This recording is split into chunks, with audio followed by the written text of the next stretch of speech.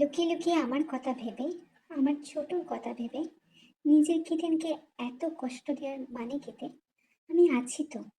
তুমি আমাকে স্বীকার করতে পারো না আমি জানি, কিন্তু তোমাকে তো আমি ভালোবাসি, আর আজ জীবন ভালোবাসবো। তোমার যাই ইচ্ছা পূরণ আমি করব। এরকম নিজেকে কষ্ট দেও না। That is not a good manners দে। Self satisfaction is not a good thing. যখন তোমার হাজব্যান্ড আছে, মানছি আমাদের বিয়েটা হয়নি, কিন্তু খুব শীঘ্রই হবে। আর তোমার professor John have a ability. Dear darling, তুমি কত রাউন্ড চাও বলো, শুরু করি। এই বলে জাঙ্কুক নিজেকে বিব্রস্ত করতে শুরু করে এবং তেয়ের দিকে এগিয়ে যায়। প্রফেসর জন, আপনাকে স্বামী হিসেবে মানতে কষ্ট হয়, কিন্তু সত্যি তো একটাই, আমাদের কন্যা সন্তানও আছে। আমাদের জীবনে অনেক কিছু ঘটে গিয়েছে। সব কিছুর মধ্যে দিয়ে মাঝে মাঝে মনে হয় আপনাকে টুকরো টুকরো করে কেটে ফেলি। সেই হিসেবেই আপনাকে খঞ্জর বুকিয়ে দিয়ে চলে এসেছিলাম। ছুরির আঘাতে ক্ষত বিক্ষত হয়েছিলেন আপনি, তারপরেও ভালোবাসার দুঃসাহসিকতা দেখাচ্ছেন। অবাক লাগে। আর আমি কি করব নিজেকে নিয়ে? এই শরীর মন সবটা জুড়ে আপনি দখল করে নিয়েছেন। না চাইলেও আপনার অনুভূতি, আপনার প্রতি আমার আসক্তি জন্মে গিয়েছে। আমি আপনাকে ভালোবেসে ফেলেছি অনেক আগে থেকে, এটা আপনি খুব ভালো করে জানেন। তারপরেও আপনি আমাকে অনেক কারণে ব্যথা দিয়েছেন, কষ্ট দিয়েছেন। এই বেহায়া শরীর প্রতিটা ক্ষণে ক্ষণে আপনার ঘুমের জন্য অপেক্ষা করে থাকে। আপনার সঙ্গে এত দিনের বিচ্ছেদের পরও আপনার কথা মনে করে কত কি করেছি, কত ভুলচুক করেছি। আমি চাইলেও আটকাতে পারি না এই অনুভূতি। আমি জানি না কেন। আমি তোমার শরীরে কম্পন দেখে যা বোঝার আমার বোঝা হয়ে গেছে। ইউ আর ফিলিং হার্ট না। কেন অপেক্ষা করছো এই অনুভূতি? এটা তো লিগাল, আমাদের তো কোর্ট ম্যারেজ হয়ে গিয়েছে। তুমি কেন ধরা দিতে চাও না? ওইসবের থেকে আমাকে গ্রহণ করতে কি প্রবলেম তোমার? আমি বিশুদ্ধ, তাই না? আমি তোমাকে অনেক কষ্ট দিয়েছি, ঠিক আছে। আমি নিজেকে সংশোধন করব, করছিও প্রতিনিয়ত। কিন্তু নিজেকে এভাবে কষ্ট দিও না। আমি তোমার এই কষ্ট দেখতে পাচ্ছি না। তুমি এই যন্ত্রণা নিয়ে থাকতে পারবে না। আমার ছোটকে তোমার মধ্যে ঢোকার অনুমতি দাও, দাও।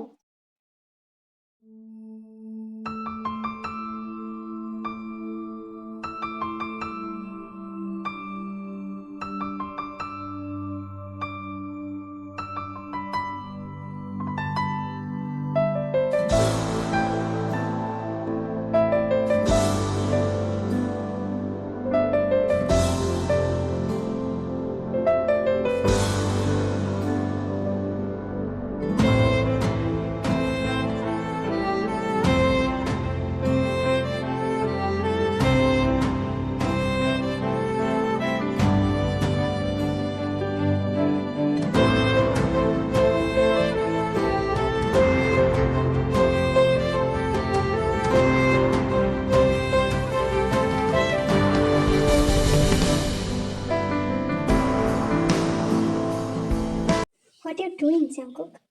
আস্তে, আমি তোমার সাথেই আছি। তুমি এমন তাড়াহুড়ো কেন করছো? জানো না তাড়াহুড়ো করলে পেন বেশি হয়? প্লিজ, আমার পক্ষে সম্ভব নয়। তোমার ছোট নামেই ছোট, সে যে কতটা আমাকে হার্ট করে তুমি তো জানো। আজীবনকাল তোমার এই ভুল বোঝাবুঝির খেলায় আমি নিজেকে কতটা কষ্ট দিয়েছি তোমার ধারণা আছে? আমারও তো কিছু চাহিদা থাকে তোমার থেকে। আমি মানছি আমি একটু বেশি রোমান্টিক। কি করব, এতদিন তোমার থেকে দূরে থেকে আমি আর নিজেকে কন্ট্রোল করতে পারছি না। আমার পক্ষে সম্ভব না। আমাকে নিজের মতো উপভোগ করতে দাও। আমি তোমার টেক কেয়ারিং করবো, এই আশ্বাসটা তো তোমার আছে। আমি তোমাকে ফেলে রাখবো না। আমি তোমাকে যত্ন করে সমস্ত কিছু করব। আর একটু ওয়েট করো। আহ, আহ, এক্ষুনি হয়ে যাবে। আর পেন করবে না তে। আজকে তো আমি আমার জিনিস তোমার মধ্যেই রেখে যাবো, অনেক কাল রাখি না। তুমি এত ভয় পাও কেন? একটা বেবি হয়েছে, দুটো বেবি নিতে ক্ষতি কি? আহ, না না, সরাচ্ছ কোথায়? একদম সরাবে না। আমাকে আমার জায়গা মতো ফেলতে দাও। আহ, পাটা সোজা রাখোতে, সোজা রাখো। আহ, আহ, হয়ে গেছে। আহ, আজ আমার বুকের উপরে ঘুমা, নিশ্চিন্তে। আমরা কাল বাড়ি ফিরছি, আমাদের সন্তান আমাদের সাথে ফিরছে। আই থিঙ্ক তোমার এখন কোনো প্রবলেম থাকবে না। আর যদি আবার মারতে চাও, মেরে ফেলতেই পারো। যতবার তুমি আমায় মারবে, ততবারই আমি তোমাকে আবার খুঁজে নেব। তোমাকে ছাড়া এই জীবন অসম্পূর্ণ।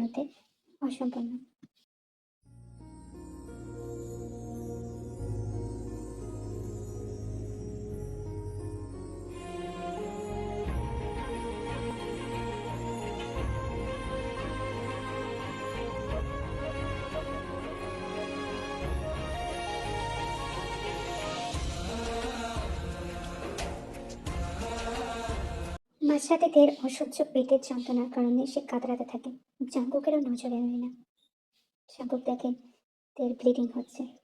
জাঙ্কুক প্রথমে ঘাবড়ে গেলেও পরে বুঝতে পারে তের পিরিয়ড হয়েছে।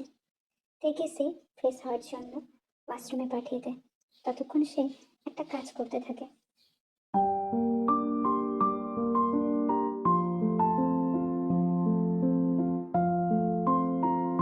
এত কষ্ট পেও না, আমি ডার্ক চকলেট অর্ডার করে দিয়েছি ব্লিঙ্কিটে।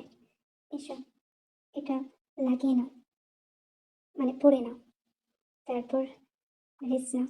আমি আছি, কষ্ট পেও না, আমি আছি, আমি থাকবো তোমার সাথে। আমাকে আর দূরে ঠেলে দিও না। এই ছোট ছোট দায়িত্বগুলো এবার আমায় বুঝে নিতে দাও। তুমি আমার স্ত্রী। আপনি এসব করতে গেলেন কেন? আমি তো লাগিয়ে নিতে পারতাম। বিগত এত বছরে লাগিয়ে নিয়ে এসেছি, এখনো। থেকে চুপ করে দিয়ে জাঙ্কু বলে, এখন থেকে সেসব কাজ করবে। জাঙ্কু জাঙ্কু খেয়াল রাখবে। তে লজ্জায় পড়ে যায়। সে বারবার আমতা আমতা করে বলতে থাকে, কিন্তু জাঙ্কুক এসব কথা এড়িয়ে তাকে নিজের বাহু জগলে বন্দি করে দেয়। তাকে ডার্ক চকলেট খাওয়াতে খাওয়াতে তার মাথায় হাত বুলিয়ে দেয়। সারা রাত তে আর জাঙ্কুকের খুনসুটি চলতে থাকে। জাঙ্কুক কোনোভাবেই চাইছিল না তে পেনটা নিয়ে কষ্টে মরে যাক, কারণ তের ডিস্ট্রাকশন দরকার, যার কারণে বারবার জাঙ্কুক থেকে টিজ করছিল। এবং এইভাবেই একটা সময় পর তে আস্তে আস্তে ঘুমিয়ে যায়। জাঙ্কুকও তখন ঘুমের দেশে পাড়ি জমায়। আজ অনেকদিন পর তেকে কাছ থেকে পেয়ে, দেখে, ভালোবেসে, আদর করে সে শান্তি অনুভব করছিল। তাকে পাওয়ার জন্যই তো তার ডার্ক সাইড, তাকে পাওয়ার জন্যই এত কিছু। আর সে যদি না করে থাকে তাহলে সে কি করে ভালো থাকবে? আস্তে আস্তে সবকিছু যেন ঠিক হয়ে যাচ্ছিল। জাঙ্কুক আবার একটা শান্তি অনুভব করছিল, যেটা তের পাশে সবসময় সে করে।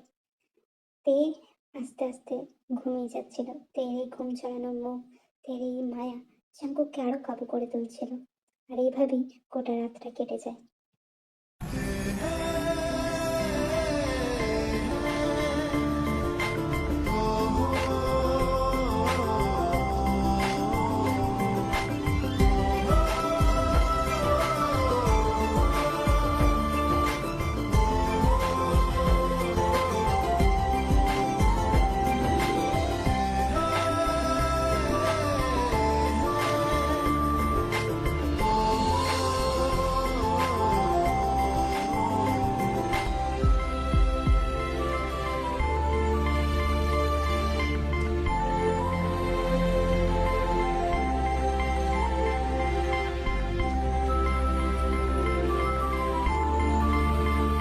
ঘুম হলো সাহেবের?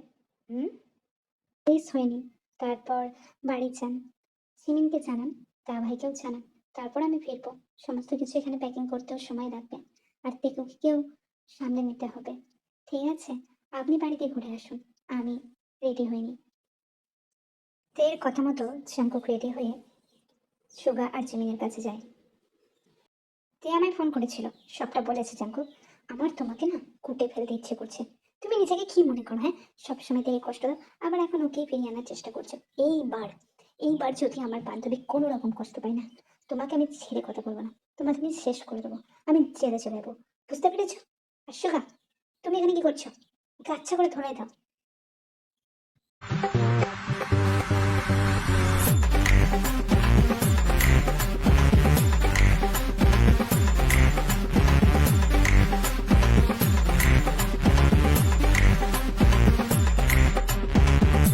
এখন বুঝতে পারছিস আমি কার সাথে ঘর সংসার করি? ইজি না, জেমিনকে হ্যান্ডেল করা ইজি না। ও এর প্রতি কতটা পজিটিভ তোর জানা নেই। যাই হোক, ও খানিক্ষণ পথ ঠান্ডা হয়ে যাবে। তুই থেকে নিয়ে আয়, বাড়ি ফের তাড়াতাড়ি। আমরা তো এরকম দিনই একটা অপেক্ষা করছিলাম, কিন্তু দুশ্চিন্তা এক জায়গায় রয়েই গেছে। তুই নিশ্চয়ই জানিস, হ্যাঁ, ইউনোর লাভার, সকল লাভার, যাকে তুই খুন করেছিস, তার কিন্তু ভাই এখনো বেঁচে আছে। তাই জীবনের ঝুঁকি পুরোপুরি ফেলা যাচ্ছে না। জীবনের ঝুঁকি থেকেই যাচ্ছে।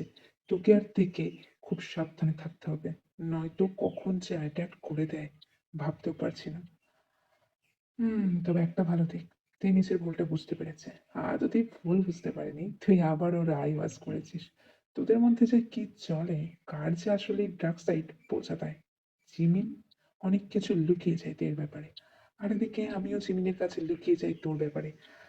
আদতে মানে মাঝে মাঝে মনে হয় যে আমরা কেন সংসার করছি। ও যদি তোর সাথে সংসার করতো, আমি যদি তোর সাথে সংসার করতাম, তাহলেই মনে হয় ভালো হতো। ধুর সালা, তুইও কি সব বলিস? তোর সাথে বিয়ে করলে ওইসব করতে পারতাম না। তুই ছাড়া আমার অন্য কাউকে দিয়ে চলবেই না।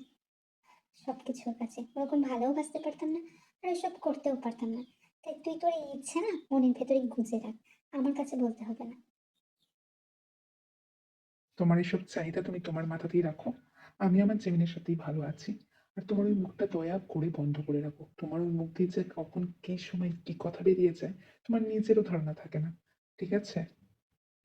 তাহলে পাপ্পা, শেষমেশ মাম্মাকে খুঁজে পাওয়া গেল। তুমি কথা রেখেছো পাপ্পা।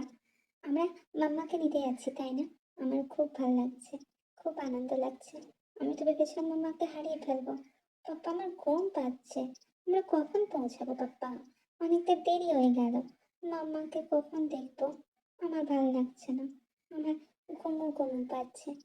ঘুমিয়ে পড়ো। তোমাকে কে জেগে থাকতে বলেছে? আমি আছি তো, সবকিছু হ্যান্ডেল করে নিব। আর ওখানে পৌঁছে তোমাকে জাগিয়ে দেবো। শেষমেশ তাহলে আসতে পারলি, অনেক হয়েছে। আর না, আর তোকে আমি এখান থেকে যেতে দেবো না। এবার তুই সংসার করবি। টেকুকি আছে, আমি আছি, বাবা আছে, মা আছে, তোর ভাই আছে। তুই আর কোথাও যাবি না তে। তোকে ছাড়া আমার এক বিন্দু ভালো লাগে না। তুই কি বুঝিস না খেবি? হ্যাঁ, তুই একদম কোথাও যাবি না। আর জাঙ্কুক যদি তোকে কিছু করে, আমি আছি তোকে প্রোটেকশন দেওয়ার জন্য। আমি আছি। আমি মরে যাইনি। ওই চেঁচেকে আমি ভয় পাই না, না ওর চামচা সোহাকে। তুই চিন্তা করিস না। আনন্দ করে নাও, যত ইচ্ছা তত ফুর্তি করে নাও। চেঁচেকে কেটেই তোমাদের দিন আর বেশি নেই। আমার দিদিকে শেষ করে তোমরা ভাবছো ভালো থাকবে। না, তোমাদের ভালো থাকতে আমি দেব না। খুব শীঘ্রই তোমাদের শেষ হবে, তোমাদের নিধন হবে। তোমরা আর বেঁচে থাকবে না এই পৃথিবীতে।